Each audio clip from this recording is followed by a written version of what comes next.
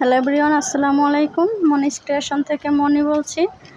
আজকে আপনাদের মাঝে হাজির হয়েছি ঘরোয়া উপকরণ দিয়ে রোস্ট রান্নার রেসিপি।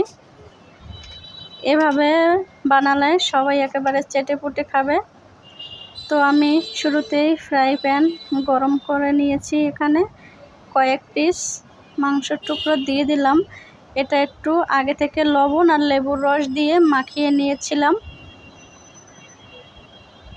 এক পাশ হয়ে গিয়েছে, এখন অন্য পাশ এভাবে বাদামি করে ভেজে নিব। আপনারা ভাজাটা কম বেশি যেভাবে ইচ্ছা সেভাবে করতে পারেন। তো উঠিয়ে নিলাম। রয়ে যাওয়া তেলেই দিয়ে দিলাম পেঁয়াজ বাটা। এখানে দিয়ে দিব একটু রসুন ও আদা বাটা।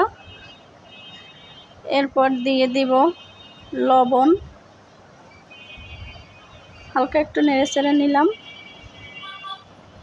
এখন এখানে দিতে হবে হালকা একটু মরিচের গুঁড়ো। এরপর দিয়ে দিলাম দারচিনি, এলাচ 2টি, 4টে কাঁচামরিচ, টক দই, জিরের গুঁড়ো, ধনিয়ার গুঁড়ো সব অল্প অল্প করে দিলাম, যেহেতু এখানে রোস্ট মশলাটা ইউজ করব। রোস্ট মশলা দিয়ে দিলাম 1 প্যাকেট।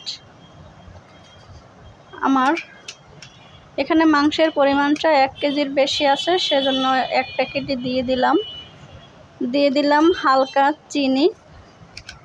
একটু ভালোভাবে কষিয়ে নিলাম ভালো করে। এখন এখানে দিয়ে দিলাম দই লিকুইড।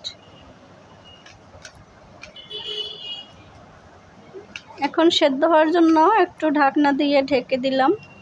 15 থেকে 20 মিনিট নাড়াচাড়া করে নেব। এখানে একটু পেঁয়াজ বেরেস্তা করে নিলাম ফাঁকে। তো এটা কিন্তু প্রায় সেদ্ধ হয়ে গিয়েছে, রান্নাটাও শেষ। এখন বেরেস্তাগুলো দিয়ে দিলাম। সুস্থ থাকুন সবাই, ভালো থাকুন।